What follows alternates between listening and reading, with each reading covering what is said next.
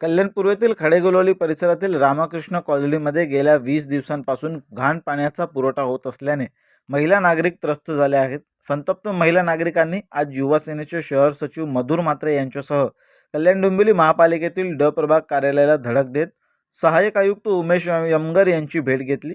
दूषित पाणी पुरवठा होत असल्याने नागरिकांचं आरोग्य धोक्यात आलं. याबाबत युवा सेनेचे मधुर म्हात्रे यांनी म्हटले की खडेगोलवली रामकृष्ण कॉलनी परिसरात सांडपाणी आणि दुर्गंधीमुळे प्रत्येक घरातील एक माणूस आजारी पडत आहे.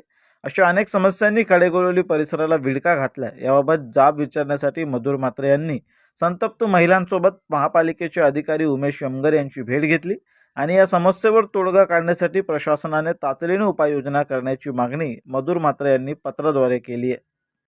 खडेगोलवलीमध्ये राहतो, रामकृष्णमध्ये. आमच्या चाळीमध्ये समोरासमोर पार्वती पण आहे आणि रामकृष्ण पण आहे. एकूण आमच्या चाळीमध्ये 50 घरं आहेत. 25 इकडे आहेत, 25 तिकडे आहेत. आणि आज 22 दिवस झाले. 22 दिवसापासून आम्ही गटराचं पाणी वापरतो. म्हणजे वापरतो म्हणजे काढून ठेवतो दाखवायला. पण अजून पण त्या पाण्याचं काय सोक्ष-मोक्ष लागलेलं नाहीये. 8-10 ठिकाणी खड्डे खणून ठेवलेले आहेत. पण त्यांचा फ्लो अजून त्यांना सापडलेला नाहीये, की हे पाणी कुठून येते आणि कसं येते. आपण बघतोय की मोठ्या संख्येने इथे आज महिला वर्ग जमा आहे.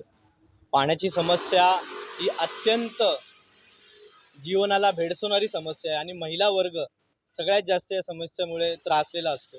कारण की घरचे सगळे कामं एका महिलेच्या अंगावरच असतात आणि त्यांनाच ते पूर्ण करायचे असतात आपल्या इथे. तर मागच्या 1 महिन्यापासून ही समस्या आहे. वारंवार KDMCकडे आम्ही तक्रारी करतोय.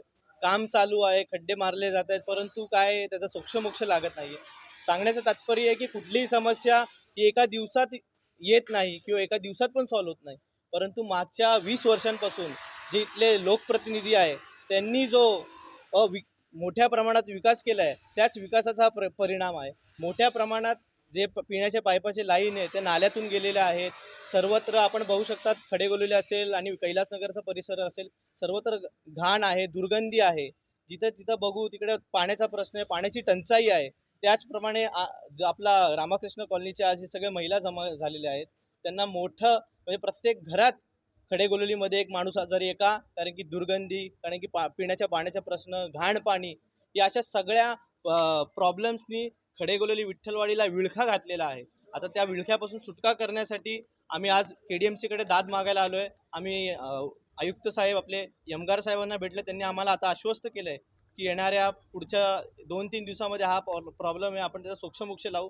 आम्ही वाट बघतोय की आम्हाला परत इथे यावं लागणार नाही.